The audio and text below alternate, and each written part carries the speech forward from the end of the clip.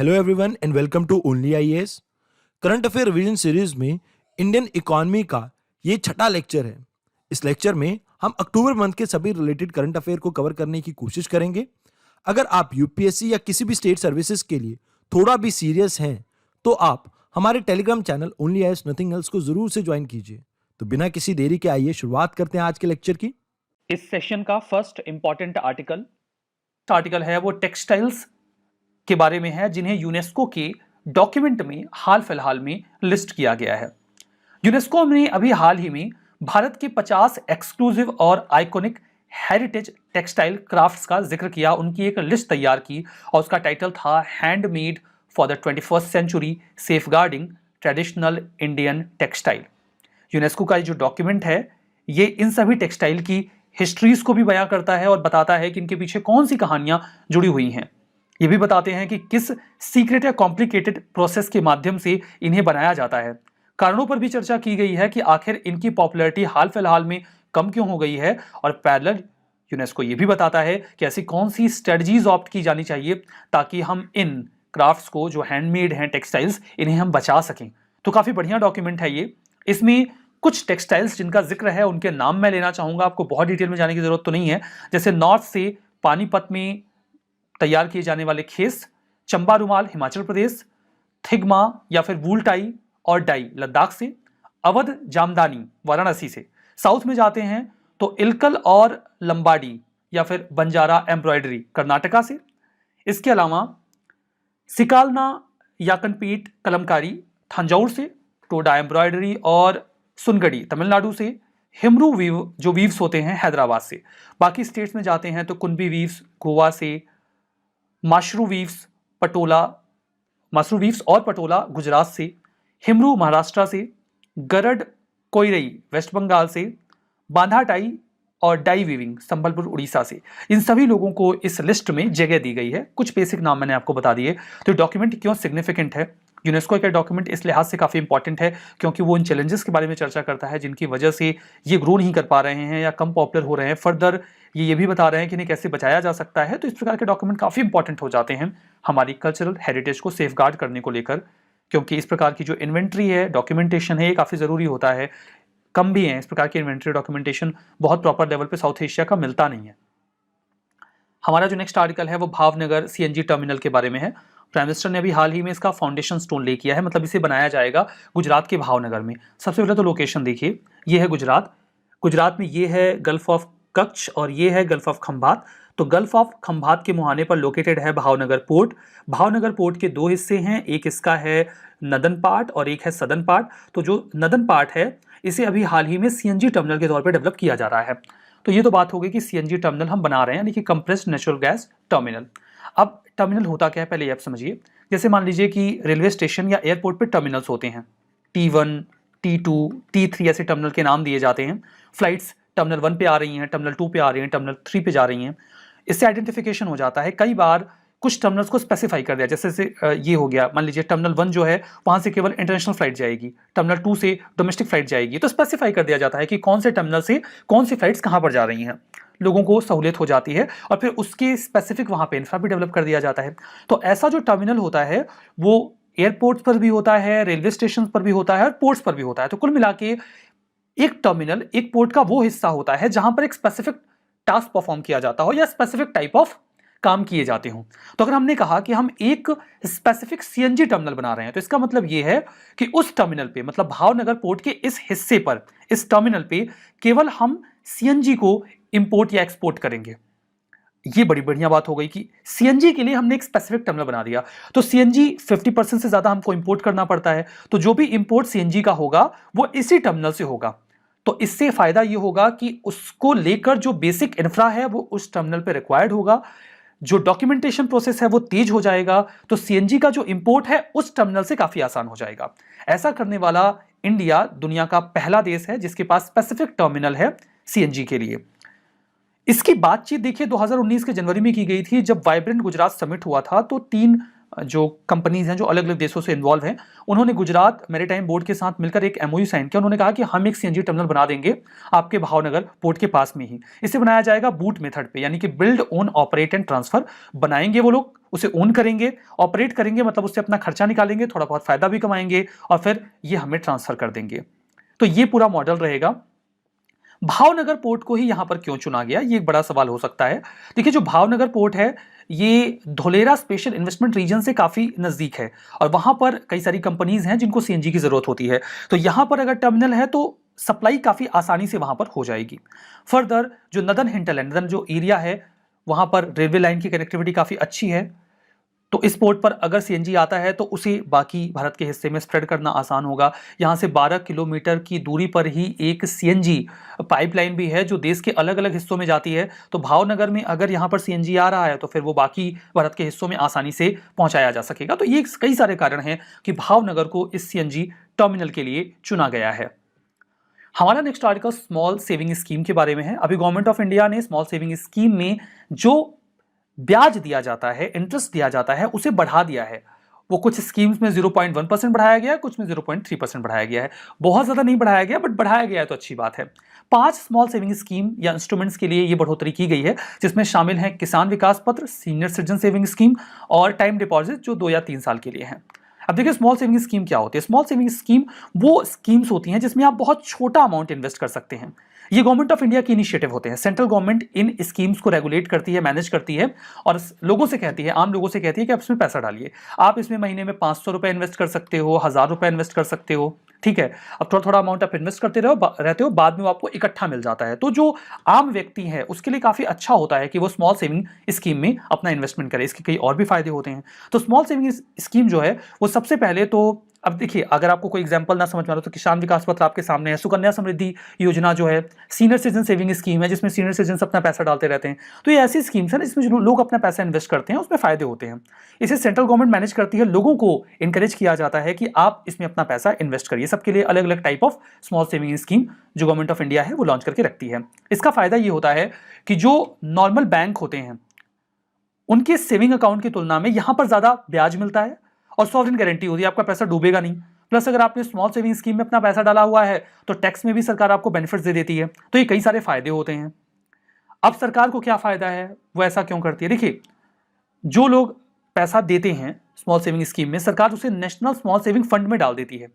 सरकार चूंकि खर्चा ज्यादा करती है, इनकम कम आती है, तो जो सरकार का फिस्कल डेफिसिट होता है उसे भी फुलफिल करने के लिए सरकार स्मॉल सेविंग स्कीम में आए इन पैसों का इस्तेमाल कर लेती है। तो सरकार को भी फायदा हो जाता है।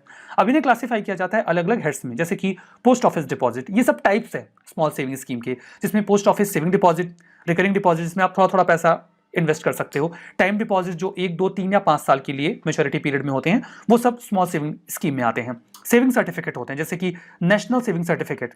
इसमें जो भी पैसा आपको मिलता है ना, जैसे 1 साल बीत गया तो 1 साल में आपको 100 रुपए ब्याज मिला, तो वो 100 रुपए आपके इसमें ऐड कर दिया जाएगा, अगले साल आपको उस पर भी ब्याज मिलेगा। ये ऑटोमेटिकली हो जाता है।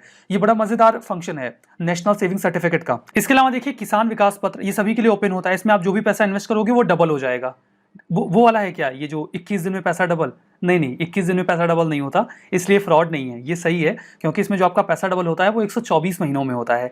ये 10.25 साल होते हैं इन जनरल। आप देखो तो 10.25 साल नहीं, 10.33 ईयर्स होते हैं। अगर आप 124 मंथ्स को ईयर में कन्वर्ट करोगे तो काफ़ी टाइम लगता है, 10 साल लग जाते हैं पैसे डबल होने में। 21 दिन में कोई पैसा डबल करेगा तो फ्रॉड ही होगा। इसमें 6.9% का इस तरीके से आप देखो तो आपको ब्याज मिलता है एनुअली, तो मतलब काफ़ी अच्छा खासा ब्याज है। प्लस सोशल सिक्योरिटी स्कीम होती है, जैसे पब्लिक प्रोविडेंट फंड, जिसमें लोग रिटायरमेंट सेविंग स्कीम होती है, अपना पैसा इन्वेस्ट करते रहिए, रिटायरमेंट के बाद आपको पेंशन मिलेगी। सुकन्या समृद्धि स्कीम 2015 में लॉन्च किया गया, एक्सक्लूसिवली गर्ल चाइल्ड के लिए है जिनकी उम्र 10 साल से कम हो, 7.6% पर एनम का ब्याज मिलता है। सीनियर सिटीजन सेविंग स्कीम, जो 60 साल से अधिक उम्र के हैं वो पैसा लगा सकते हैं। तो ये सारी स्मॉल सेविंग स्कीम है जिसमें पैसा इन्वेस्ट करके ब्याज लिया जा सकता है और इसके कई सारे फायदे होते हैं। हमारा नेक्स्ट आर्टिकल कार्ड टोकनाइजेशन के बारे में है। आरबीआई से काफ़ी प्रेशर देकर ये कहा जा रहा था कि कार्ड टोकनाइजेशन को इम्प्लीमेंट करने की जो डेडलाइन दी गई है 1 अक्टूबर, इसे एक्सटेंड कर दिया जाए, लेकिन ऐसा किया नहीं गया है। आरबीआई ने इसे एक्सटेंड नहीं किया। इसी रेफरेंस में ये मामला न्यूज़ में आया। इनफैक्ट कार्ड टोकनाइजेशन को तो 1 जनवरी 2022 से ही इम्प्लीमेंट किया जाना था, लेकिन कई सारे जो भी सर्विस प्रोवाइडर्स उन्होंने बोला कि उन्हें अपने इंफ्रा में काफ़ी बदलाव करना पड़ेगा फॉर इम्प्लीमेंटिंग कार्ड टोकनाइजेशन, तो इसलिए आप हमको और समय दे दो। तो सरकार ने कहा कि चलो ठीक है, आरबीआई ने कहा कि चलो ठीक है 1 अक्टूबर से इंप्लीमेंट कर देंगे, लेकिन ये लोग और टाइम मांग रहे थे। आरबीआई ने बोला नहीं बहुत हो गया, बस अब इससे ज़्यादा टाइम नहीं देंगे। लेकिन कार्ड टोकनाइजेशन एग्जैक्टली है क्या? देखिए, आपके पास आपका एटीएम कार्ड होता है जिसका इस्तेमाल करके आप ऑनलाइन शॉपिंग करते हैं या फिर कुछ भी और परचेज करते हैं या कोई सर्विस एक्सेस करते हैं। कार्ड की डिटेल में एक लंबा सा नंबर होता है, उसको फिल करने के बाद आप अपने कार्ड की एक्सपायरी डेट डालते हो जब भी आपको ऑनलाइन ट्रांजेक्शन करना होता है। फिर कार्ड के पीछे जो सीवीवी दिया होता है आप वो उसको फिल करते हो। अब एक लंबा प्रोसेस होता है। सपोज करिए कि आप अमेजॉन या फिर फ्लिपकार्ट से कोई भी चीज़ ऑर्डर कर रहे हो, आपने ऑर्डर अपना प्लेस कर दिया, फिर वो कहेगा पेमेंट करो, तो पेमेंट करने के लिए आप सारी डिटेल्स उसमें फिल करोगे। अब अगली बार जब आप जाओगे तो आपसे बोलता है कि हम आपकी डिटेल सेव कर रहे हैं, तो आप डिटेल सेव कर देते हो। तो अगली बार जब आप जाते हो पेमेंट करने के लिए तो आपसे कार्ड का जो नंबर है वो फिल नहीं करवाता, जो आपका एक्सपायरी डेट है वो भी फिल नहीं करवाता, वो ऑटो फिल हो जाता है। आपको केवल सीवीवी डालना है, आप सीवीवी डालो, आपके फ़ोन पर जो ओटीपी है वो आएगा, ओटीपी फिल करो, पेमेंट हो जाएगी। आपको बड़ा मज़ा आता है क्योंकि आपका पेमेंट बड़े आसानी से हो गया और आपको लंबा सा नंबर दोबारा से फिल नहीं करना पड़ा। फर्दर सीवीवी आप अपना याद कर लेते हो तो आप कहीं भी किसी भी समय बिना अपने वॉलेट से कार्ड निकाले भी पेमेंट कर लेते हो। तो आपको इससे बड़ी आसानी लगती है, काफ़ी बढ़िया भी लगता है। लेकिन यहाँ पर एक लूप ये होता है कि आपके कार्ड की डिटेल उस वेबसाइट ने अपने पोर्टल पे सेव करके रखी हुई है, आपका कार्ड का नंबर और कार्ड की एक्सपायरी डेट। मतलब आपकी फाइनेंशियल इन्फॉर्मेशन एक थर्ड पार्टी पोर्टल पर सेव्ड है, जिससे आपको सहूलियत तो हो रही है, लेकिन आपकी फाइनेंशियल इन्फॉर्मेशन चूंकि पब्लिक डोमेन में है तो उसके लीक होने का खतरा है। मान लीजिए कि किसी ने अमेजॉन के डेटाबेस को हैक कर लिया और सारी कार्ड डिटेल्स चुरा दी, तो आपका डेटा कॉम्प्रोमाइज हो गया और अब आपकी फाइनेंसेस खतरे में है। ये स्थिति ना बने इसके लिए लगातार आरबीआई प्रयास कर रही है। आरबीआई ने बोला कि आप क्यों दोगे अपना नंबर जोमेटो वालों को या फिर ये स्विगी, अमेजॉन, फ्लिपकार्ट, इनको आपको अपना अकाउंट नंबर देने की ज़रूरत क्या है? आपने कहा फिर हम क्या करें, अगर अकाउंट नंबर ना दें तो पेमेंट कैसे करें, और बार बार अकाउंट नंबर फिल करना भी मुश्किल है। उन्होंने कहा कोई बात नहीं है, हम दूसरी व्यवस्था करते हैं, हम आपको अकाउंट नंबर की जगह पे एक टोकन दे देंगे ना। आप टोकन दो, अकाउंट नंबर क्यों दोगे? जैसे मेरा एक बार समोसा खाने का मन हुआ तो मैं एक शॉप पे गया, मैंने वहां पे काउंटर पे 10 रुपए दिए, मैंने कहा मुझे एक समोसा दे दीजिए, तो उन्होंने मुझे एक प्लास्टिक का कार्ड दे दिया, उस पर लिखा हुआ था एक। मैंने बोला मैं प्लास्टिक नहीं खा पाता, मेरे से पचता नहीं है, मुझे तो समोसा चाहिए। उन्होंने बोला नहीं नहीं, ये समोसा नहीं है, ये प्लास्टिक का एक टोकन है, इसको आप वहां पे ले जाके दो, वहां पे आपको एक समोसा मिल जाएगा। मैंने कहा ये तो बढ़िया बात है। अब मामला ये था कि एक बंधु बिल्कुल ताक में बैठे हुए थे कि आज इन महोदय को मैं समोसा नहीं खाने दूंगा, जैसे ये पेमेंट करेंगे मैं इनसे समोसा छीन लूंगा। अब मैं समोसा लेने के लिए जा रहा था, रास्ते में उन्होंने मुझसे समोसा छीनने की कोशिश की, लेकिन उन्हें मिला क्या? प्लास्टिक का टोकन। उन्हें समोसा तो नहीं मिला ना, समोसा तो टोकन देकर जब मैं लेता तो मुझे मिलता। तो मतलब बीच में उन्होंने मेरे समोसा खाने के प्रोसेस को इंटरवीन करने का प्रयास किया, लेकिन इस पूरी प्रक्रिया में उन्हें समोसा नहीं मिला, उन्हें मिला एक प्लास्टिक का टोकन, तो वो उनके लिए बेकार है। ये प्रक्रिया बिल्कुल ऐसे ही काम करती है। जब भी आप शॉपिंग करने जाएंगे किसी भी ऑनलाइन पोर्टल के ऊपर, कुछ भी खरीदने के लिए, सर्विस लेने के लिए, तो आपको अपना कार्ड नंबर नहीं डालना है, आपको डालना है एक टोकन। और उस टोकन के बैकग्राउंड में कौन सा अकाउंट नंबर अटैच्ड है ये आपके सर्विस प्रोवाइडर को पता होगा और वो उसी की बेसिस पे पेमेंट कर देंगे। लेकिन अगर किसी हैकर ने उस पोर्टल को हैक करके आपका फाइनेंशियल डेटा चुराने की कोशिश की तो उसे क्या मिलेगा? ये टोकन नंबर। इस टोकन नंबर के बैकग्राउंड में कौन सा अकाउंट नंबर है उसे कभी पता नहीं चल पाएगा। बिल्कुल वैसे ही जैसे कि मेरा समोसा छीनने वाले को एक प्लास्टिक का टोकन ही मिला था, समोसे नहीं मिले थे, तो मेरा समोसा सुरक्षित था। वैसे ही आपकी फाइनेंशियल डिटेल्स सेफ हैं, क्योंकि हैक करने वाले को सिर्फ आपका एक एनक्रिप्टेड टोकन नंबर मिलेगा। अब देखिए काम कैसे करता है। आप सिंपली जाइए अमेजॉन से, मान लीजिए आप कुछ खरीद रहे हैं तो आप अपने कार्ड की डिटेल्स वहाँ पे फिल करिए, आपको ऑप्शन मिलेगा सेव माई कार्ड का। जैसे आप उस पर क्लिक करेंगे तो आपका जो भी सर्विस प्रोवाइडर है जैसे कि मास्टर कार्ड या वीज़ा, उनका ऑप्शन आ जाएगा। आप उसको सेलेक्ट करेंगे तो आपको एक ऑप्शन वहाँ पे दिखेगा save card as per new RBI guideline. आप उस पर जैसे ही क्लिक करेंगे, जो यहाँ पर अमेजॉन है वो रिक्वेस्ट भेज देगा मास्टर कार्ड या वीज़ा को कि आप टोकन जनरेट कर दो। तो वहाँ पे एक टोकन जनरेट हो जाएगा, वो टोकन आपके कार्ड से डिफरेंट होगा और अब जो चीज़ सेव करेगा Amazon that will be your token, not your card number. तो इसके बाद उस टोकन के माध्यम से आप आगे की शॉपिंग कर पाएंगे, वो सेव हो जाएगा। आगे जब आप जाएंगे तो वो टोकन ऑटोमेटिकली वहाँ पे आ जाएगा, पेमेंट कर सकते हो। ये टोकन डिवाइस स्पेसिफिक होते हैं, जिस डिवाइस के लिए आपने टोकन बनवाया है वो केवल उसी डिवाइस पर एक्सेसिबल रहेगा। आप डिवाइस चेंज करोगे तो नया टोकन जनरेट करवाना पड़ेगा। तो ये पूरा मामला है टोकन का। तो यहाँ पे आप हैं कंज्यूमर और जो टोकन रिक्वेस्टर है वो प्लेटफॉर्म है, जैसे कि अमेजॉन, फ्लिपकार्ट, ये टोकन रिक्वेस्टर हैं और ये जो सर्विस प्रोवाइडर्स हैं वीज़ा, मास्टर कार्ड, उनको रिक्वेस्ट भेजेंगे कि आप टोकन जनरेट कर दो, तो वो टोकन जनरेट कर देंगे। वही बात यहाँ पे लिखी गई है, ठीक है, जो मैंने आपको आसान तरीके से समझा दी है। तो इसके माध्यम से जो टोकन रिक्वेस्टर है यानी कि अमेजॉन या फ्लिपकार्ट या कोई भी एंटिटी, वो जो टोकन है वो अटेन कर लेते हैं टोकन कार्ड की डिटेल से मैच करता हुआ ही होता है, बट डिफरेंट होता है, और कार्ड के जो नेटवर्क प्रोवाइडर्स हैं वो इसे जनरेट करके दे देते हैं। इसका बेनिफिट ये होगा कि इससे आप काफ़ी सेफ और सिक्योर एक्सपीरियंस अटेन कर पाएंगे जो भी ट्रांजेक्शन करते हैं उनकी मदद से, और जो भी सर्विस प्रोवाइडर्स हैं उनको भी अच्छा यूज़र एक्सपीरियंस मिलेगा। फर्दर एक्चुअल डेटा चूंकि सेव नहीं हो रहा कहीं, तो अगर मान लीजिए कहीं कोई हैकिंग वगैरह होती भी है तो उनके हाथ केवल टोकन ही लगेगा, बाकी कोई एग्जैक्ट डेटा उनके हाथ लगेगा नहीं हैकर्स के। ठीक है, चलिए, ये तो पूरा मामला कार्ड टोकनाइजेशन का हो गया। हमारा नेक्स्ट आर्टिकल प्रधानमंत्री आवास योजना ग्रामीण के बारे में है। आज महिलाएं पुरुषों के साथ कंधे से कंधा मिलाकर चलती हैं। ये कहावत कहने में तो काफी अच्छी लगती है और सुनने में भी मजा आता है, लेकिन ग्रास रूट रियलिटी कुछ और है। अभी भी वुमेन इश्यूज को लेकर डिस्पैरिटीज बहुत ज्यादा हैं और वो सोसाइटी में वो स्टेटस अटेन नहीं कर पाई हैं जो वास्तव में उन्हें मिल जाना चाहिए। हर जगह इस रेफरेंस में हमें निगेटिव्स ही सुनने को मिलते हैं, लेकिन यहाँ पर कुछ पॉजिटिव है। प्रधानमंत्री आवास योजना के तहत जो भी घर बनाए गए हैं उनमें 69% घरों की ओनरशिप या तो महिलाओं के पास है या उन्हें ज्वाइंटली महिलाओं के द्वारा ओन किया जा रहा है। तो चलिए, वुमेन पार्टिसिपेशन को लेकर ये एक पॉजिटिव न्यूज रही। बात करते हैं प्रधानमंत्री आवास योजना के बारे में। इसे 2016 में लॉन्च किया गया, जिसके अकॉर्डिंग हमें 2.95 करोड़ घर बनाने थे। इस स्कीम के तहत फाइनेंशियल असिस्टेंस दिया जाएगा ताकि पक्का हाउस यानी कि पक्का मकान बनाया जाए। कोशिश ये है कि ऐसे सभी लोग जिनके पास पक्का मकान नहीं है उन तक जो पक्का हाउस है वो पहुंचाने का प्रयास किया जाए। इसे दिल्ली और चंडीगढ़ को अगर छोड़ दिया जाए तो पूरे भारत के रूरल एरिया में इंप्लीमेंट किया जा रहा है। फंडिंग पैटर्न की बात करें तो जो नॉर्मल स्टेट्स होते हैं प्लेन एरियाज के, वहां पर शेयरिंग पैटर्न होता है 60-40 का। 60% जो भी खर्चा आएगा वो केंद्र सरकार देगी, 40% राज्यों को वहन करना होगा। नॉर्थ ईस्टर्न या हिली स्टेट्स में ये रेशियो 90-10% का है। जो असिस्टेंस दिया जाता है एक यूनिट यानी कि एक मकान को बनाने के लिए, वो क्या है? 1,20,000 रुपए प्लेन एरियाज में दिया जाता है, 1,30,000 रुपए हिली एरियाज में दिया जाता है, किसी डिफिकल्ट टेरेन वाले एरिया में या कोई भी ऐसा एरिया जो इंटीग्रेटेड एक्शन प्लान का हिस्सा है जहां पर सिलेक्टेड ट्राइबल या बैकवर्ड डिस्ट्रिक्ट आ जाते हैं। क्या फीचर्स हैं? जो भी बेनिफिशियरी होते हैं उनके लिए 90 से 95 डेज के अनस्किल्ड लेबर को मनरेगा के एम्बिट में प्रोवाइड करवाया जाता है।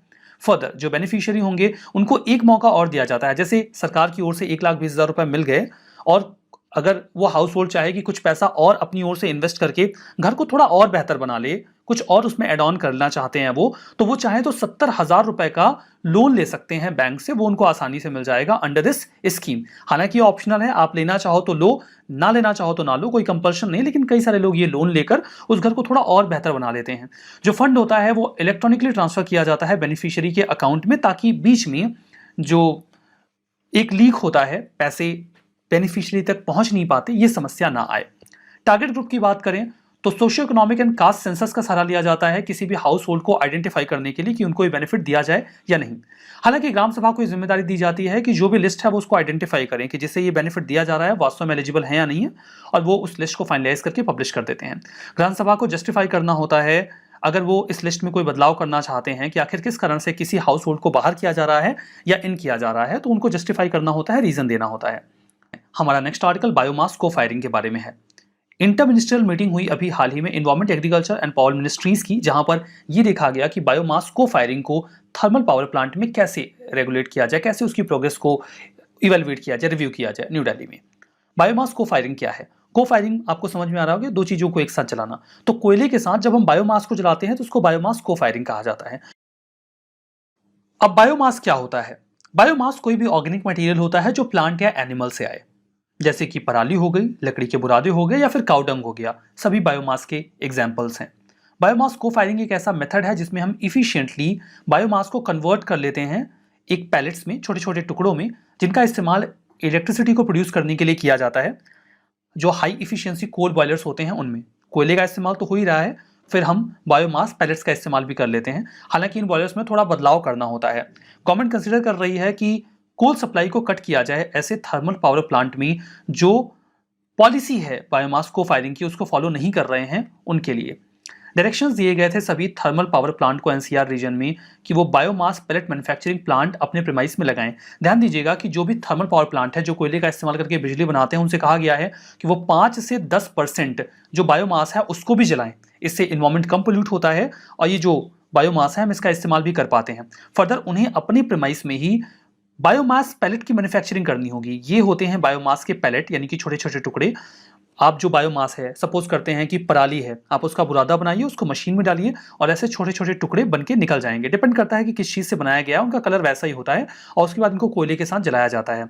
तो इनकी इफिशियंसी काफ़ी ज़्यादा बढ़ जाती है इस पैलेट में कन्वर्ट हो जाने के बाद। तो ये वो उसे अपने प्रेमाइस में ही बनाएं और उसका इस्तेमाल भी करें। बेनिफिट ये होता है कि मिनिस्ट्री ऑफ पावर ने लॉन्च किया national mission on use of biomass in thermal power plant, जिसे समर्थ मिशन कहा गया। ये को फायरिंग प्रमोट करता है बायोमास वेस्ट की थर्मल पावर प्लांट के साथ। इससे स्टबल बर्निंग का चैलेंज कम होता है। जो खेतों में जला देते हो आप पराली को, उसको आप पैलेट्स में कन्वर्ट कर लो और बेच तो थोड़े पैसे भी मिल जाएंगे। इससे एयर पोल्यूशन कम होता है। नॉर्थ वेस्टर्न रीजन में जब स्मॉग की कंडीशन आ जाती है, अगर हम को फायरिंग में उस स्टबल को इस्तेमाल कर लेंगे तो वहां पे पोल्यूशन भी कम होगा। इशू यह है कि बायोमास के पैलेट्स कम बनते हैं। एग्रीकल्चर रेसिड्यू को खेतों में ही जला दिया जाता है और पैलेट्स बन नहीं पाते, तो कोल फैक्ट्रीज को ये इतनी आसानी से अवेलेबल भी नहीं हो पाता। हमारा next article quality council of India के बारे में है। क्वालिटी काउंसिल ऑफ इंडिया ने अभी हाल ही में अपनी सिल्वर जुबली को सेलिब्रेट किया है न्यू दिल्ली में। क्वालिटी काउंसिल ऑफ इंडिया को 1997 में सेटअप किया गया था गवर्नमेंट ऑफ इंडिया और इंडियन इंडस्ट्री रिप्रेजेंटेटिव्स के द्वारा। कौन कौन शामिल था जब QIC को बनाया जा रहा था? ASSOCHAM, associated chamber of commerce and industry of India, CII, confederation of Indian industry और FICCI यानी कि federation of Indian chamber of commerce and industry. तो ये एसोसिएशंस भी थे और गवर्नमेंट तो थी ही। मिस्टर रतन टाटा जी को इसका पहला चेयरमैन बनाया गया था। QIC एक नेशनल बॉडी है, मान्यता देती है, एक्रेडिटेशन देती है, नॉन प्रॉफिट ऑर्गेनाइजेशन है जो कि सोसाइटीज रजिस्ट्रेशन एक्ट के तहत रजिस्टर्ड की गई है 1860 में। हमारा नेक्स्ट आर्टिकल इंडिया की शुगर इंडस्ट्री के बारे में है। शुगर सीजन जो अक्टूबर सितंबर का रहा है 2021-22 का, उसमें इंडिया दुनिया का सबसे बड़ा प्रोड्यूसर बन गया है शुगर का, लेकिन सबसे बड़ा एक्सपोर्टर नहीं है। एक्सपोर्ट में अभी भी हम दूसरे नंबर पे हैं। क्यों? क्योंकि हम सबसे बड़े कंज्यूमर भी हैं। हम चीनी को चाय में, कॉफ़ी में घोल के पी जाते हैं और जो बच जाता है उसको शरबत बना के पी जाते हैं। तो हमारा कंजम्पशन इतना ज़्यादा है कि हम despite being largest producer largest exporter नहीं है, सेकंड लार्जेस्ट एक्सपोर्टर हैं, क्योंकि चीनी की कंजम्पशन, खपत बहुत ज़्यादा है इंडिया में। तो देखिए, चीनी यानी कि जिससे निकलता है क्रॉप गन्ना, हाईली वाटर इंटेंसिव क्रॉप है, हॉट और ह्यूमिड क्लाइमेट में होता है। 21 से 27 डिग्री सेल्सियस टेम्परेचर चाहिए इसके लिए और 75 से 100 सेंटीमीटर तक की रेनफॉल लगभग हर प्रकार की सॉइल में हो जाता है। ये इसकी खास बात है अगर आप गन्ने की बात करते हैं, शुगर केन की बात करते हैं। तो इरिगेटेड क्रॉप है, पानी की बहुत ज़्यादा ज़रूरत होती है और मैनुअल लेबर भी रिक्वायर्ड होता है। कई सारी चीज़ें इसमें से निकलती हैं शुगर केन में से। शुगर तो चीनी तो निकलता है, जैगरी यानी कि गुड़, खाटसरी खाड़ और मोलासिस जो उसकी खोई होती है, उसको एथेनॉल प्रोडक्शन में इस्तेमाल किया जाता है। महाराष्ट्र, उत्तर प्रदेश, कर्नाटका, गुजरात, आंध्र प्रदेश, तमिलनाडु और तेलंगाना शुगर क्वीन को प्रोड्यूस करते हैं। शुगर का इस्तेमाल एथेनॉल के लिए भी हो रहा है और उसका एक्सपोर्ट भी बहुत ज़्यादा हो रहा है, इसलिए उसका जो वैल्यू चेन है वो काफ़ी ज़्यादा स्ट्रांग हो रहा है और फर्दर जो फार्मर्स शुगर केन उगाते हैं उनकी फाइनेंशियल कंडीशन भी इंप्रूव हो रही है। तो शुगर केन में इसलिए हमारा प्रोडक्शन भी बढ़ा है। फर्दर जो एथेनॉल ब्लेंडिंग के टारगेट्स हैं उनको पूरा करने के लिए भी हमें शुगर इंडस्ट्री की आवश्यकता पड़ी रही है। आर्टिकल इम्पॉसिबल ट्रिनिटी के बारे में है। इम्पॉसिबल ट्रिनिटी यानी कि ट्रिलेम्मा हाल फिलहाल में काफ़ी ज़्यादा न्यूज़ में है, बिकॉज USA का जो फेडरल रिजर्व है, इन्होंने अपने इंटरेस्ट रेट यानी कि ब्याज दर बढ़ा दिए हैं, क्योंकि इनके यहाँ जो प्राइस राइज है वो काफ़ी तेज़ी से हो रहा है, यानी कि इन्फ्लेशन बढ़ रहा है। फेडरल रिजर्व का मतलब अमेरिका के सेंट्रल बैंक से है। अब देखिए, यहाँ पर ट्रिलेम्मा का क्या मतलब है, आप डिलेम्मा जानते हो। डिलेम्मा का मतलब होता है दुविधा, जब आपके सामने दो ऑप्शंस आ जाएं और समझ में ना आए कि क्या करना है। ट्रिलेम्मा में क्या होता है कि आपके सामने 3 ऑप्शंस आ जाते हैं। आप इसे हिंदी में त्रिधापास कह सकते हो या कोई और वर्ड आपके पास हो तो कमेंट बॉक्स में बताइएगा। तो ट्रिलेम्मा में बेसिकली 3 ऑप्शंस आ जाते हैं, उनमें से आप केवल 2 ही चुन सकते हो, तीनों एक साथ नहीं चुन सकते, and that is the problem with trilemma. अब बेसिक सी बात पहले तो ये समझ लीजिए कि अमेरिका में अगर वो अपना इंटरेस्ट रेट बढ़ा रहे हैं तो इससे क्या प्रभाव पड़ता है। किसी भी देश का सेंट्रल बैंक अपने इंटरेस्ट रेट क्यों बढ़ाता है? अगर वहाँ पर इन्फ्लेशन आ जाए। इन्फ्लेशन कब आता है? जब लोगों के पास ज़्यादा पैसा होगा। जब लोगों के पास ज़्यादा पैसा होगा तो वो ज़्यादा डिमांड करेंगे, मतलब किसी भी सामान के लिए वो ज़्यादा कीमत देने को तैयार हो जाएंगे। तो जब वो ज़्यादा कीमत देने को तैयार हो जाएंगे तो इससे इन्फ्लेशन आ जाएगा। अगर इन्फ्लेशन को कंट्रोल करना है तो सेंट्रल बैंक को एक काम करना होगा कि वो मार्केट में से पैसा बैंकिंग सिस्टम में वापस लेकर आए। अब लोग अपना पैसा बैंक में कब जमा करेंगे? जब बैंक उन्हें ज़्यादा ब्याज देगा। तो ऐसी स्थिति में जो सेंट्रल बैंक होता है वो ब्याज दर यानी कि इंटरेस्ट रेट बढ़ा देता है, तो लोग अपना पैसा बैंक में जमा करने लग जाते हैं क्योंकि उन्हें ज़्यादा रिटर्न मिलेगा। ऐसी स्थिति में मार्केट में जो मनी सप्लाई है वो कम हो जाएगी, लोगों के पास कम पैसा होगा, लोग कम डिमांड करेंगे और इन्फ्लेशन कंट्रोल में आ जाएगा। ये तो बहुत ही नॉर्मल सी प्रक्रिया होती है जिसके माध्यम से किसी भी इकोनॉमी में इन्फ्लेशन यानी कि महंगाई को कंट्रोल में किया जाता है। लेकिन जब अमेरिका का फेडरल बैंक यानी कि फेडरल रिजर्व अपने इंटरेस्ट रेट बढ़ाता है तो जो मनी का फ्लो है वो केवल अमेरिका से वहां के बैंकिंग सिस्टम में नहीं जाता, बल्कि दुनिया के अन्य हिस्सों से भी लोग अपना पैसा निकाल के अमेरिका के बैंकिंग सिस्टम में डालने लग जाते हैं। क्योंकि अमेरिका की इकोनॉमी स्टेबल है, उन्हें वहां अगर ज़्यादा यील्ड मिल रही है तो इन्वेस्टर्स जो हैं वो अपना पैसा वहां से निकालेंगे दुनिया भर से और यूएसए में इन्वेस्ट करने लग जाएंगे।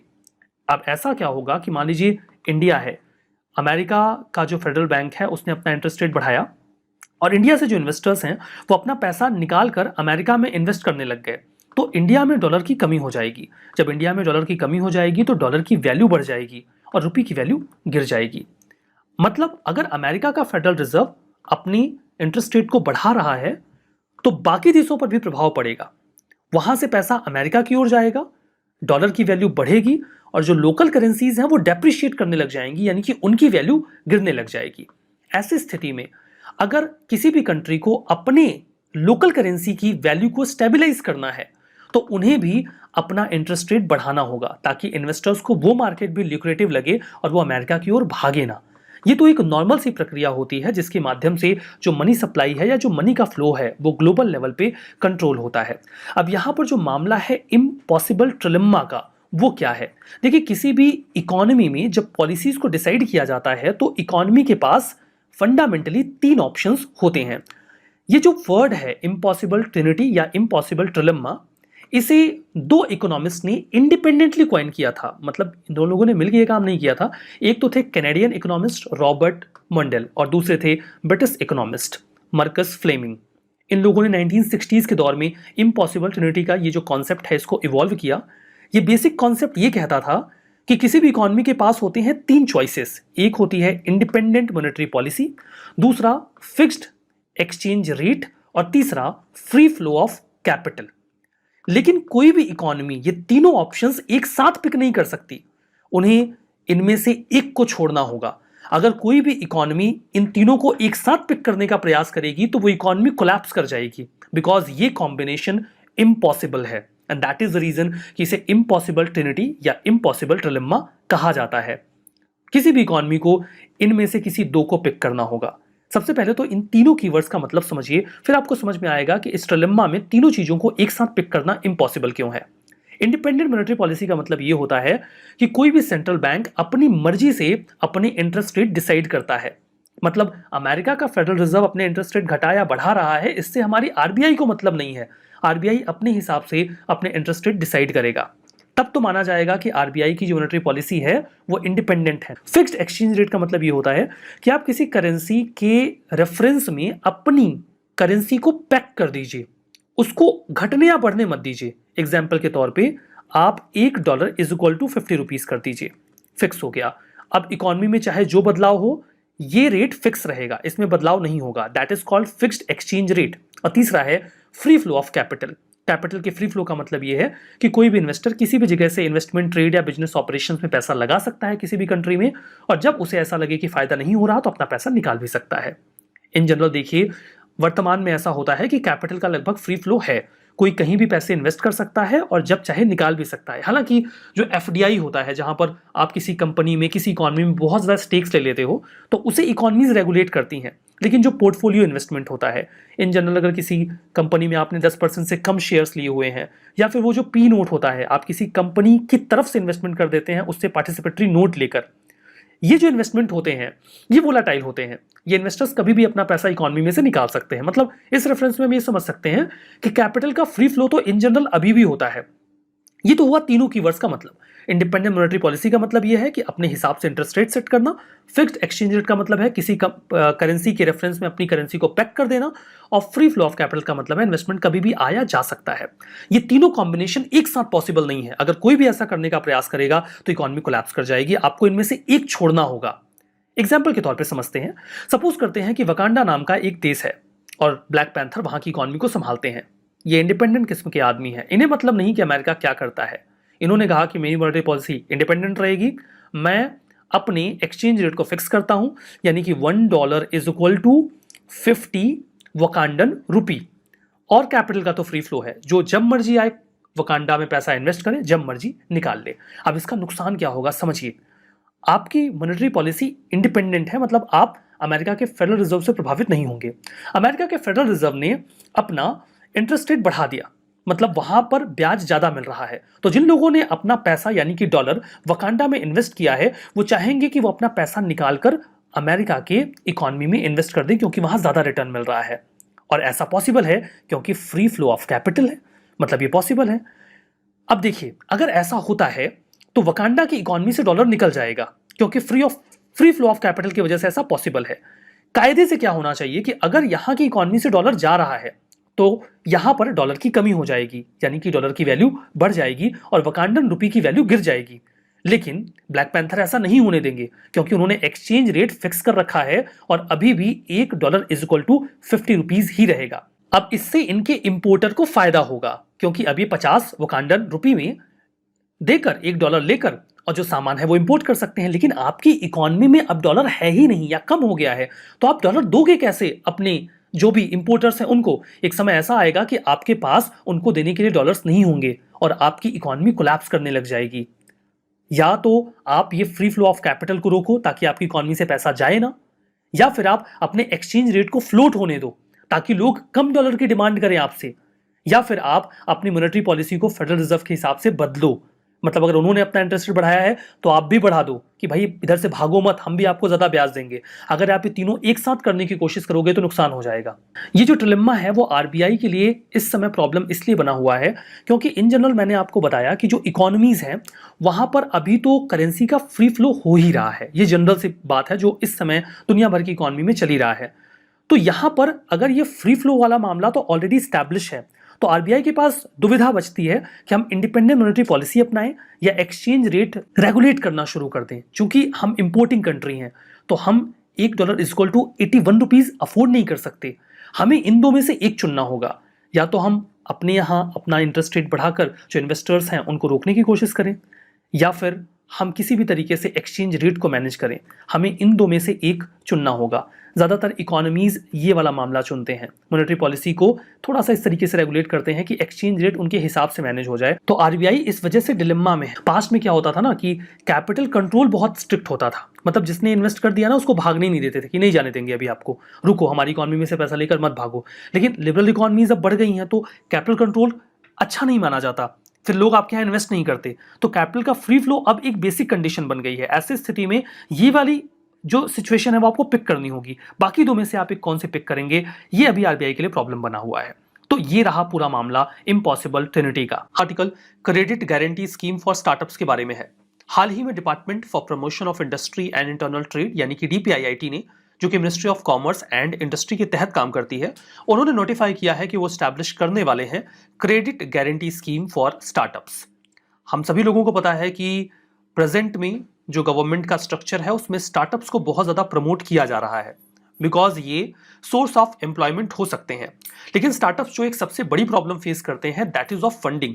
क्योंकि उनके पास बहुत स्टैब्लिश्ड बिजनेस नहीं होता, इसीलिए ज़्यादातर बैंक्स उन्हें फंड्स नहीं देना चाहते, लोन नहीं देना चाहते। इसके लिए उन्हें अपने ऑपरेशंस को फर्दर बढ़ाने में दिक्कतों का सामना करना पड़ता है। And that is the reason कि सरकार चाहती है कि वो अगर कोई लोन लेना चाहते हैं तो उनके लोन की गारंटी सरकार अपनी ओर से दे दे बैंक को, ताकि बैंक सेफ और सुरक्षित महसूस करें। स्कीम के माध्यम से क्रेडिट के ऊपर गारंटी दी जाएगी, मतलब स्टार्टअप्स को जो लोन दिया जाएगा बैंक की ओर से, सरकार किसी एंटिटी के माध्यम से उस लोन की गारंटी ले लेगी। ये जो मैकेनिज्म है ये अवेलेबल रहेगा शेड्यूल्ड कमर्शियल बैंक्स के लिए, नॉन बैंकिंग फाइनेंशियल कंपनीज के लिए और securities and board exchange of India SEBI के तहत जो रजिस्टर्ड अल्टरनेटिव इन्वेस्टमेंट फंड्स हैं उनके लिए। मतलब अगर ये सभी स्टार्टअप को फंड देते हैं तो इनका जो लोन है वो सिक्योर्ड रहेगा। ऑब्जेक्टिव यही है कि एक स्पेसिफाइड लिमिट तक लोन्स प्रोवाइड करवाए जा सकें उन सभी मेंबर इंस्टीट्यूशंस के द्वारा जो इस प्रकार की फंडिंग देने में कैपेबल हैं एलिजिबल बोरोवर्स को, यानी कि स्टार्टअप्स को। इन जनरल इसके एम्बिट में 10 करोड़ तक का लोन लिया जा सकता है किसी भी स्टार्टअप के द्वारा। प्री कंडीशंस अप्लाइड रहेंगी, उनका बिजनेस अच्छा चल रहा हो और उन्होंने अच्छा परफॉर्मेंस किया हो विद सॉलिड प्लान। सभी स्टार्टअप्स इसके लिए एलिजिबल हैं, जिन्हें गैजेट नोटिफिकेशन जो डीपीआईआईटी इशू करती है उनमें डिफाइन किया गया है। क्रेडिट गारंटी का जो कवर है वो 10 करोड़ रुपए पर कैप किया गया है। इसके ऊपर के लोन पर गारंटी नहीं दी जाएगी, लेकिन इसके नीचे का जो भी अमाउंट है वो गारंटीड रहेगा। डीपीआईआईटी ने इसके लिए एक मैनेजमेंट कमेटी को भी गठित किया है। फर्दर रिस्क एवेल्युएशन कमेटी यानी कि आरईसी को भी इवेल्युएट किया जाएगा। मतलब कि अगर कोई भी बैंक लोन दे रहा है तो उस लोन के ऊपर कितना रिस्क है, ऐसा होगा अगर स्टार्टअप अपना लोन टाइम से चुका देगा तो फिर किसी गारंटी की आवश्यकता पड़ेगी नहीं। इनका काम होगा कि स्कीम के भीतर जो भी लोन्स दिए जा रहे हैं उनको वो रिव्यू करें, सुपरवाइज करें और उनकी ऑपरेशनल ओवरसाइट देखते रहें। इसको ऑपरेट करने वाली जो एजेंसी होगी that will be national credit guarantee trustee company limited, NCGTC. ये इस पूरी स्कीम को ऑपरेशनलाइज करेंगे। हमारा next article purse seine nets के बारे में है। हाल ही में तमिलनाडु के फिशरमैन प्रोटेस्ट कर रहे हैं इस प्रकार के नेट के ऊपर लगाए गए ब्लैंकेट बैन के ऊपर। वो चाहते हैं कि इस प्रकार के नेट के इस्तेमाल को पूरी तरीके से बैन ना किया जाए बल्कि रेगुलेट किया जाए ताकि जो ट्रेडिशनल फिशरमैन हैं उनके इंटरेस्ट को बचाया जा सके। मैं आपको बता दूं कि जो पर्स सेइन नेट्स होते हैं ये किसी प्रकार का डिस्क्रिमिनेशन नहीं करते और हर तरीके की मछलियों को, इवन जो टर्टल्स होते हैं उनको भी कैप्चर कर लेते हैं। जो पर्स सेइन नेट्स होते हैं ये नॉन सेलेक्टिव फिशिंग मेथड में इस्तेमाल किए जाते हैं, जहां पर आसपास के एरिया में नेट में जो कुछ आए उसे कैप्चर कर लिया जाता है। वो मछलियां भी जो इनके काम की नहीं होती, वो टर्टल्स भी जो इनके काम के नहीं होते, उन्हें पानी में से बाहर निकाल कर मरने के लिए छोड़ दिया जाता है, जबकि उनका कोई कमर्शियल यूज भी नहीं होता। तो जो पर्स सेइन नेट होता है इसे एक एंटायर एरिया में फैला दिया जाता है। एक लेड की लाइन होती है जो कुल मिला के इसका बॉर्डर होता है। वो बॉर्डर जो होता है वो धीमे धीमे एक बोट के माध्यम से ऐसे फैलाया जाता है और जब इस प्रोसेस में इसको फैलाया जा रहा होता है तब तक ये जो नेट है यहां से ये फैलता है और मछलियां इसमें एंटर करती चली जाती हैं। और एक बार जब मछलियां इसमें एंटर हो जाती हैं तो इसे यहां पर ले जाकर ऐसे लॉक कर दिया जाता है। तो ये पूरा पानी इसमें भर जाता है। फिर धीमे धीमे इसको ऊपर खींच लेते हैं और सारी मछलियां और जो कुछ भी इसमें होता है वो सब इसमें ऊपर चला जाता है। डिमांड यहां पर यह होती है कि यहां पर एक स्पेस होना चाहिए जिसका इस्तेमाल करके टर्टल्स वगैरह इसमें से निकल सकें, लेकिन टर्टल निकलेंगे तो बाकी मछलियां भी निकलेंगी। खैर, इसकी टेक्निक्स होती हैं जहां पर कहा जाता है कि आप ऐसे स्पेशलाइज नेट्स का इस्तेमाल करें जहां पर सिलेक्टिव फिशिंग की जा सके, नॉन सिलेक्टिव फिशिंग नहीं। यहां पर देखिए कुछ और भी फिशिंग के टाइप्स होते हैं जैसे कि गिल नेट्स। इन नेट्स को बस ऐसे बिछा दिया जाता है, मछलियां बिना जाने इस एरिया से गुजरती हैं और इन नेट्स में उलझ जाती हैं, फंस जाती हैं।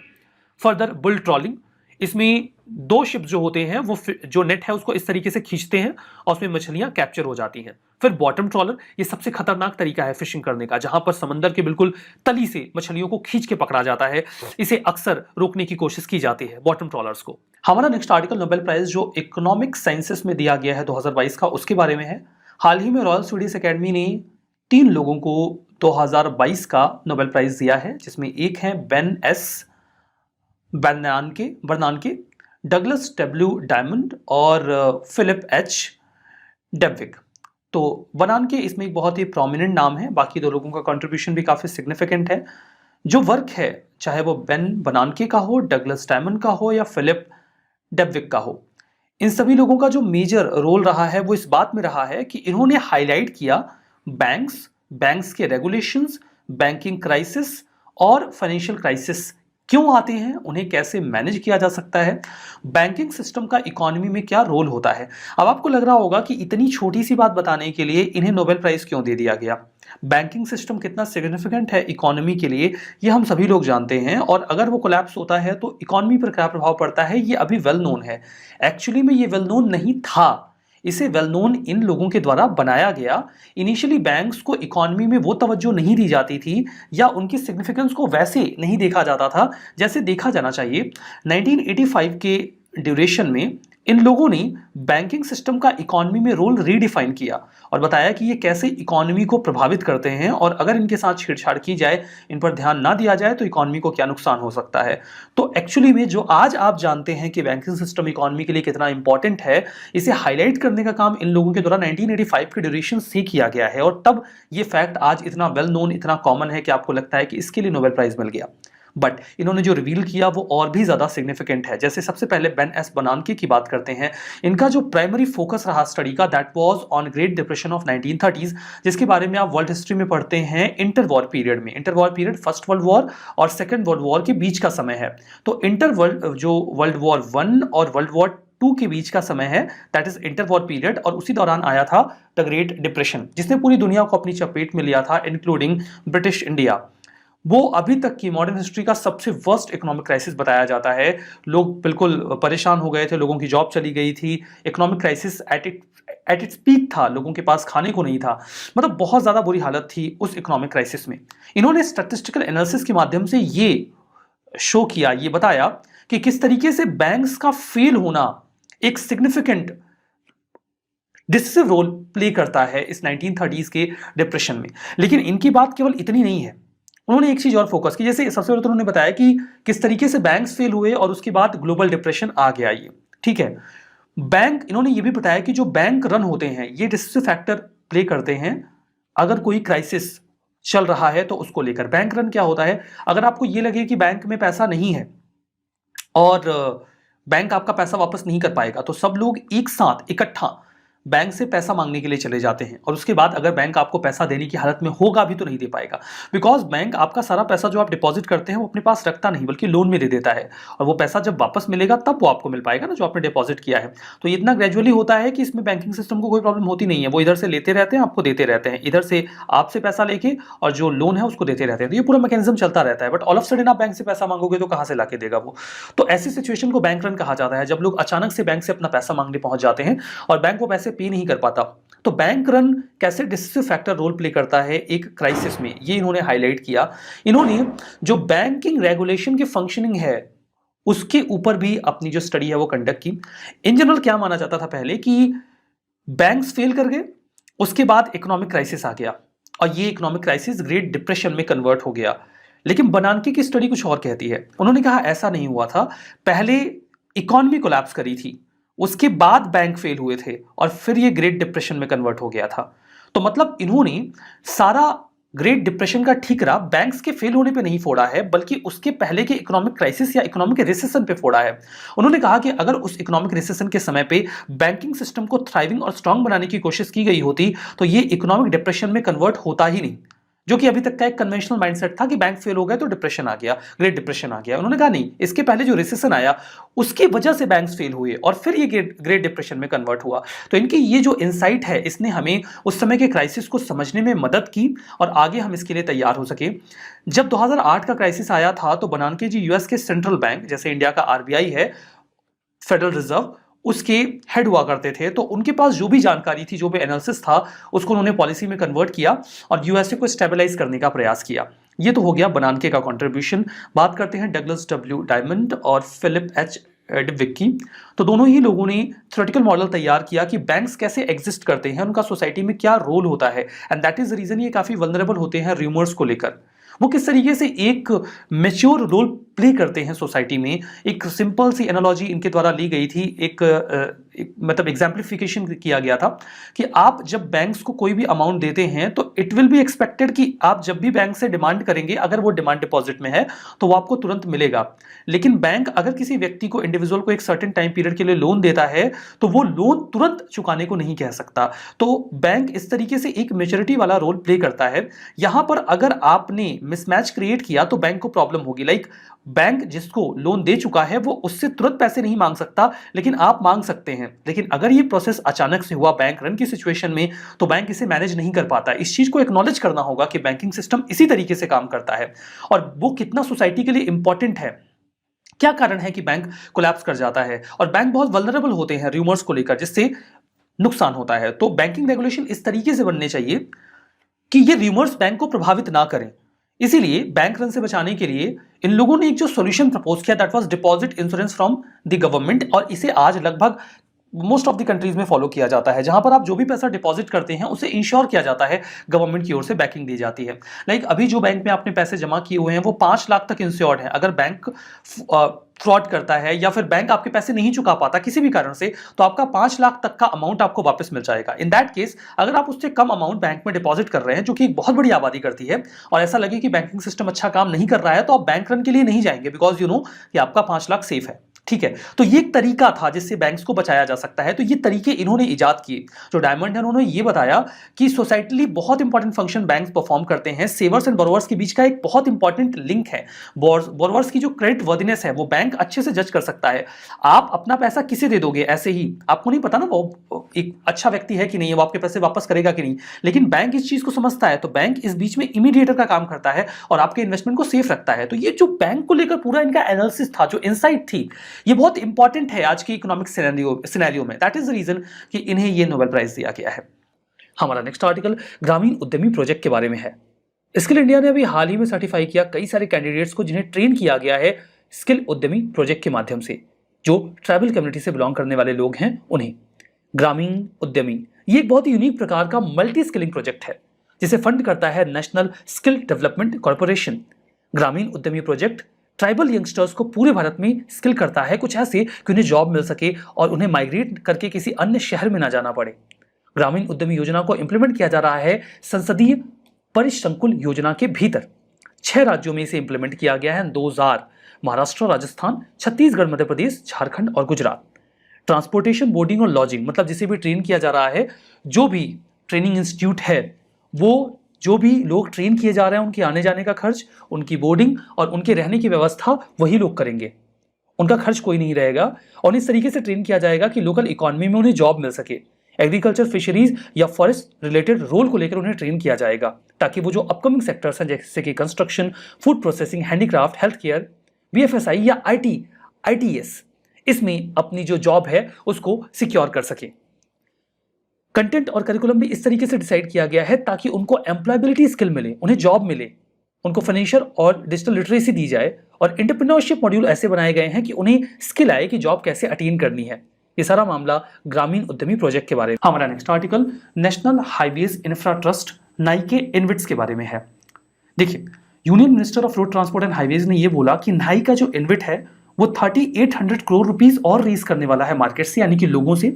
अभी तक वो 1500 करोड़ जो अमाउंट है वो रेज कर चुके हैं मार्केट से, और ऐसा करने के लिए उन्होंने नॉन कन्वर्टेबल डिबेंचर्स रिलीज किए थे मार्केट में, जिनका मेच्योरिटी पीरियड 24 ईयर्स तक का था, यानी कि लॉन्ग डेटेड मेच्योरिटी थी इनकी 24 साल तक की। अब देखो डिबेंचर क्या होता है। डिबेंचर अक्सर कंपनीज रिलीज करती हैं, आपको एक डिबेंचर मिल जाएगा और उसके बदले में आप कंपनी को पैसा दे देते हो। कुल मिला के आप एक कंपनी को कर्ज दे रहे हो बाय द डिबेंचर। तो डिबेंचर वो गारंटी है जिसमें लिखा होता है कि आपने इस कंपनी को कर्ज दिया है इतने का डिबेंचर खरीद के, उसके बदले में वो कंपनी आपको ब्याज यानी कि इंटरेस्ट देती है। ऐसा करके वो अपने शेयर्स बेचने से बच जाते हैं।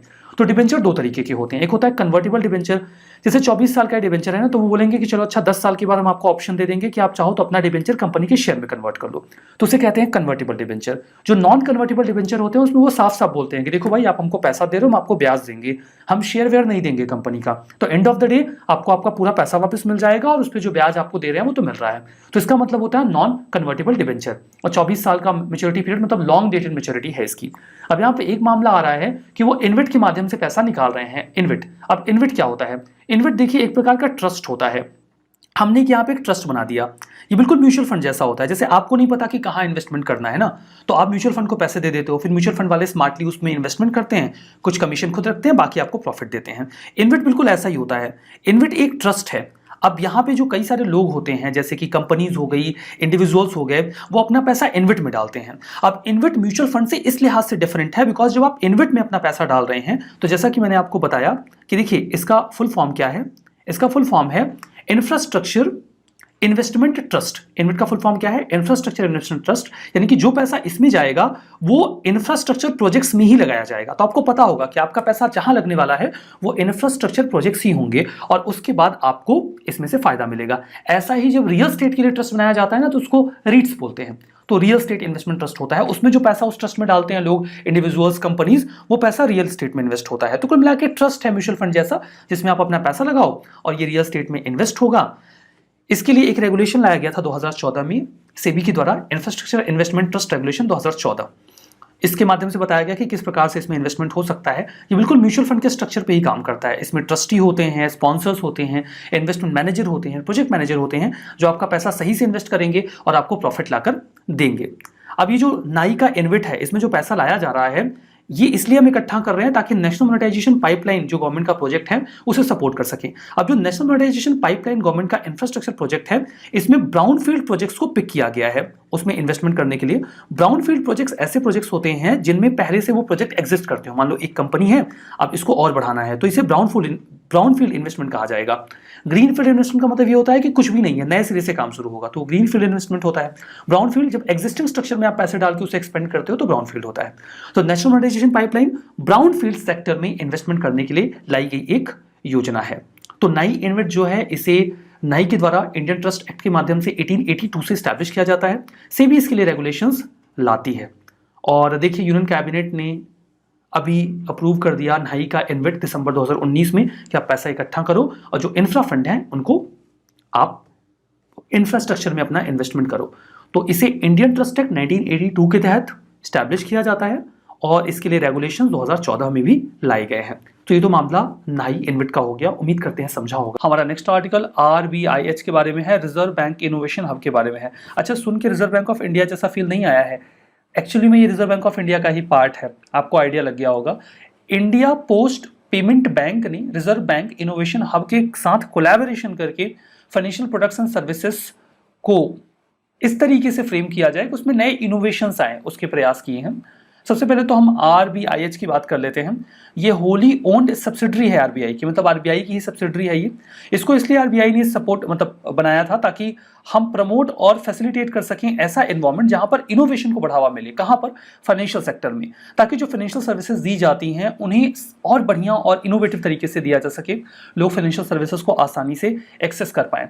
जो RBIH है, इसका अपना एक शेयर्ड विजन है कि हम एक ऐसा फाइनेंशियल इकोसिस्टम तैयार करें जिसमें सभी स्टेक होल्डर्स शामिल हों। इनोवेशन स्ट्रेटजीज को ऐसे तैयार किया जाए कि लोगों को ये सर्विसेज आसानी से मिल सकें। आपको प्रॉब्लम ना हो, आपको अकाउंट खुलवाना है या फिर मान लीजिए आपको इंश्योरेंस सर्विसेज लेना चाहते हैं तो वो बहुत ईजिली अवेलेबल हों, ऐसे आप इनोवेशन लेकर आओ। तो फोकल पॉइंट है इस ऑर्गेनाइजेशन का ये कि इंडिया को हम एक ग्लोबल इनोवेशन हब बनाएं।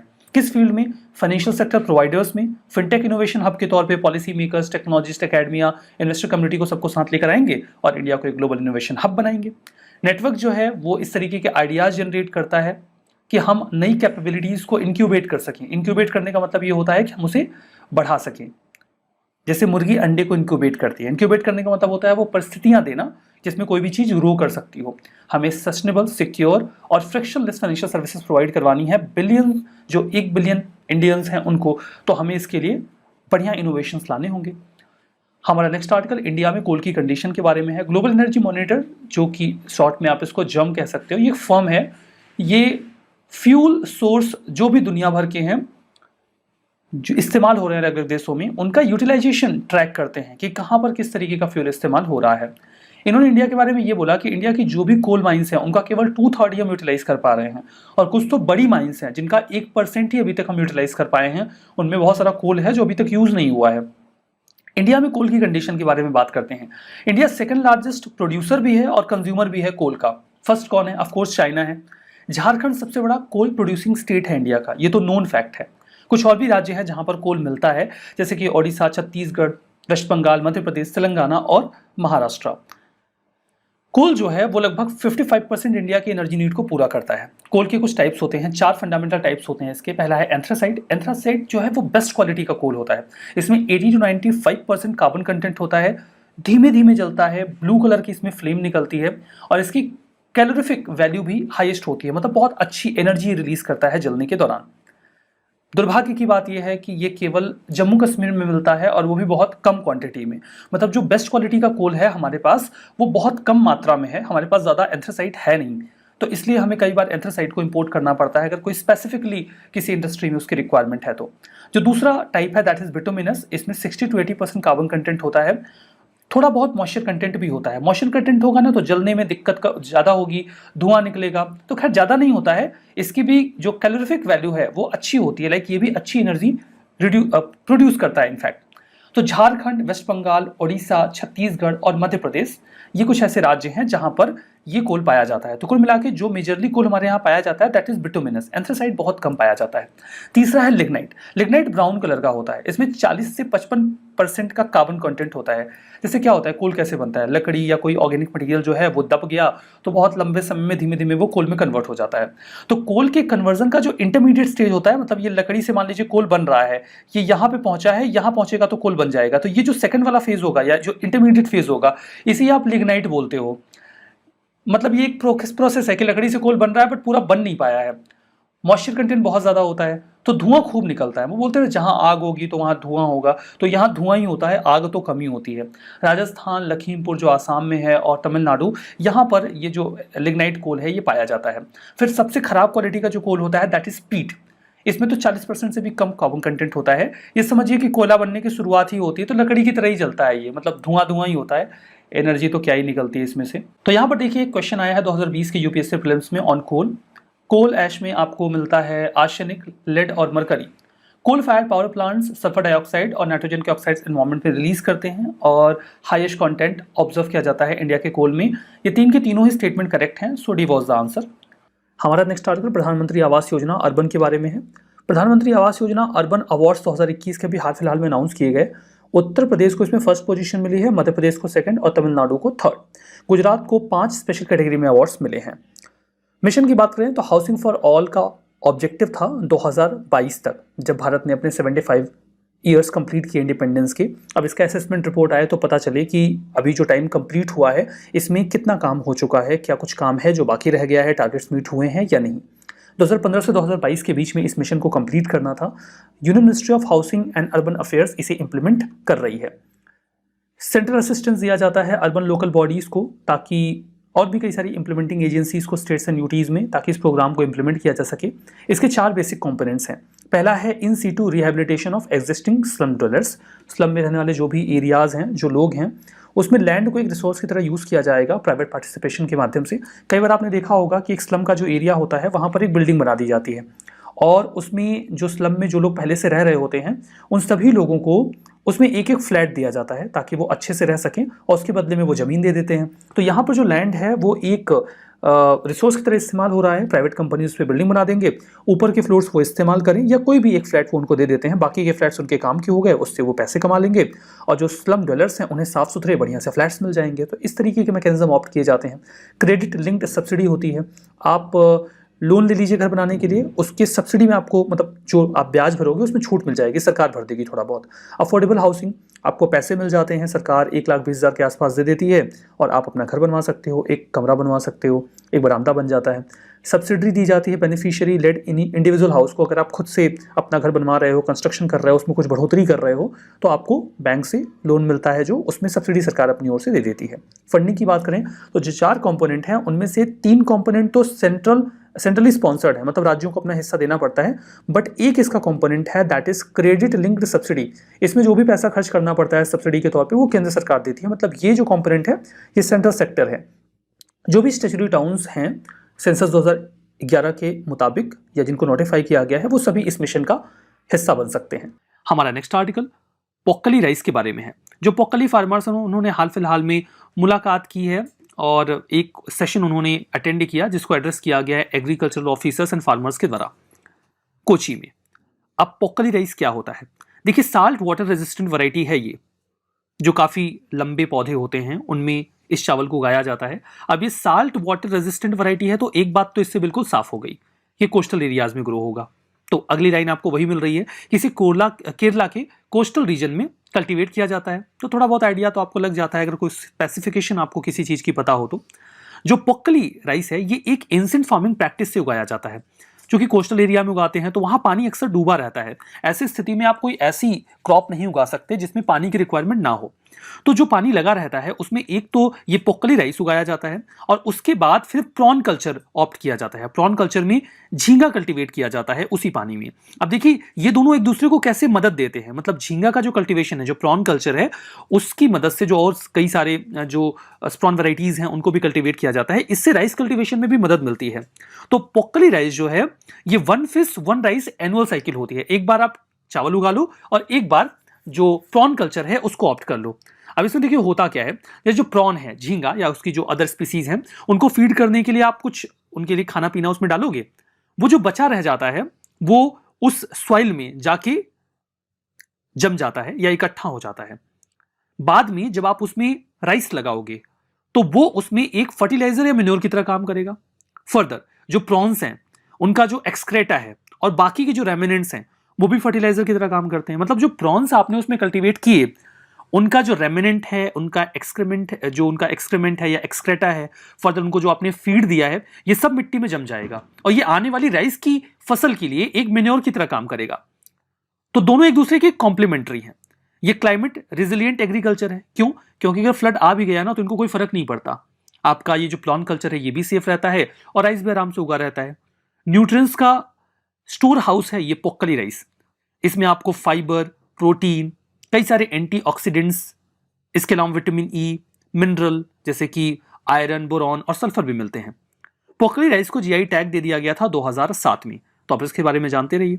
हमारा नेक्स्ट आर्टिकल जीएम मस्टर्ड के बारे में है। जेनेटिक इंजीनियरिंग अप्रेजल कमेटी ने अभी हाल ही में कमर्शियल कल्टीवेशन अप्रूव कर दिया है जेनेटिक या जेनेटिकली मॉडिफाइड मस्टर्ड वैरायटी को, जिसका नाम है DMH11, धारा मस्टर्ड हाइब्रिड 11। इसका एब्रीविएशन है DMH। जीएम मस्टर्ड को अप्रूवल मिल गया है। इसके बाद ये भारत की दूसरी ट्रांसजेनिक क्रॉप बन गई है। बीटी कॉटन इसके पहले था, मतलब जेनेटिकली मॉडिफाइड क्रॉप्स में बीटी कॉटन पहले था और अभी दूसरा ये जीएम मस्टर्ड बन गया है और कमर्शियली कल्टीवेशन फार्मर्स के द्वारा किया जा सकेगा। इस लिहाज से तो ये पहली क्रॉप है। ये जो अप्रूवल मिला है GEAC से, ये 4 सालों के लिए है। बाद में इसे रिव्यू करके आगे भी बढ़ाया जा सकता है या ख़त्म भी किया जा सकता है। हाइब्रिड मस्टर्ड की बात करें तो जो हाइब्रिडाइजेशन होता है इसमें बेसिकली एक तरीके की जो प्लांट वैरायटीज़ होती हैं उनमें क्रॉसिंग करवाई जाती है, उनके जीन्स के बीच में क्रॉसिंग करवाई जाती है। कई बार ये सेम स्पीसीज के भी हो सकते हैं। तो जो पहली जनरेशन के ऑफस्प्रिंग होते हैं, अगर आप उनको क्रॉस करवा के एक नई स्पीसीज बना लो किसी भी प्लांट की, तो जो नई स्पीसीज आती है उसकी यील्ड इन जनरल हायर होती है जो पहले की पेरेंट स्पीसीज है उनके तुलना में। आपने जो पेरेंट स्पीसीज है उसके जीन्स में कुछ बदलाव किया, किसी दूसरे प्लांट के जीन्स को, या कई बार जो बैक्टीरियम्स होते हैं उनके जीन्स को ऐड कर दिया जाता है ताकि वो प्लांट जो बैक्टीरियाज वगैरह हैं उनसे रेजिस्टेंट बन जाए। तो उसके बाद जो नया प्लांट आएगा उसकी यील्ड इन जनरल ज़्यादा होगी। दिल्ली यूनिवर्सिटी का जो centre for genetic manipulation of crop plant है, उन्होंने हाइब्रिड मस्टर्ड 11 या DMH11 को डेवलप किया है। यहाँ पर बात करते हैं सिग्निफिकेंस की, तो इससे मस्टर्ड का कल्टीवेशन भारत में बढ़ेगा और जो एडिबल ऑयल का इंपोर्ट बिल है वो कम होगा। क्योंकि देखिए हमें पाम ऑयल या कई सारे और एडिबल ऑयल इंपोर्ट करने पड़ते हैं। 2021-22 में हमने $19 बिलियन का ये ऑयल इंपोर्ट किया है। मस्टर्ड इंडिया में काफ़ी कल्टीवेट होता है, ऐसा नहीं है कि हम मस्टर्ड उगाते नहीं हैं। लगभग 7 मिलियन हेक्टेयर ज़मीन ऐसी है जहाँ पे हम सरसों उगाते हैं, लेकिन जो वैरायटीज़ हम उगाते हैं उसमें ज़्यादा तेल निकलता नहीं है। बहुत कम है जो प्रोड्यूस है हमारे पास। 1 to 1.2 टन पर हेक्टेयर हमें उपज मिलती है मस्टर्ड की। बाकी अन्य जगहों में अगर आप दुनिया के देखो तो इसकी दुगनी उपज मिल जाती है पर hectare, that is 2.3 to 3 tonne. अगर हम नई ये जो बीज वगैरह हैं ये इंट्रोड्यूस करेंगे तो हो सकता है हमारे यहाँ भी जो क्रॉप यील्ड है वो बढ़ जाए, तो हमारा इंपोर्ट बिल कम हो जाएगा क्योंकि तुम्हारे पास सरसों का तेल होगा यूज़ करने के लिए। GEAC की बात करते हैं, जेनेटिक इंजीनियरिंग अप्रेजल कमेटी की बात करते हैं। स्टैच्यूटरी बॉडी है। स्टैच्यूटरी बॉडी का मतलब समझते हो ना, कोई ना कोई कानून आया होगा इसके लिए या किसी कानून के एम्बेट में बनाया गया होगा। तो इन्वायरमेंट प्रोटेक्शन एक्ट 1986 के तहत GEAC को बनाया गया। जब इसे बनाया गया था तब इसका नाम जेनेटिक इंजीनियरिंग अप्रूवल कमेटी था। मतलब ये अप्रूवल देंगे कि ये प्लांट अगर जेनेटिकली मॉडिफाइड है तो यूज़ में लिया जाए कि नहीं। बाद में अप्रूवल को चेंज करके अप्रेजल कर दिया गया। अप्रेजल का मतलब होता है इवेलुएट करना। अब ये ओवरऑल इवेलुएशन करते हैं कि एक्चुअली में वो ठीक है या नहीं है। Ministry of environment, forest and climate change के तहत काम आते हैं, अपना काम करते हैं। इनका काम होता है कि use, manufacturing, storage, import, export जो भी हैजार्डस माइक्रो ऑर्गेनिज्म हैं या जेनेटिकली इंजीनियर्ड ऑर्गेनिजम्स हैं, सेल्स हैं, उनको ओवरलुक करें, ओवरसी करें। हमारा नेक्स्ट आर्टिकल RBI का जो रोल होता है नोट वगैरह को इशू करने में, उसके बारे में है। आपने न्यूज़ में सुन ही लिया होगा कि जो दिल्ली के चीफ मिनिस्टर हैं अरविंद केजरीवाल जी, उन्होंने बोला कि जो प्रिंट नोट्स हैं उनमें गॉडेस लक्ष्मी और लॉर्ड गणेश यानी कि भगवान गणेश और देवी लक्ष्मी की फ़ोटो लगा दी जाए।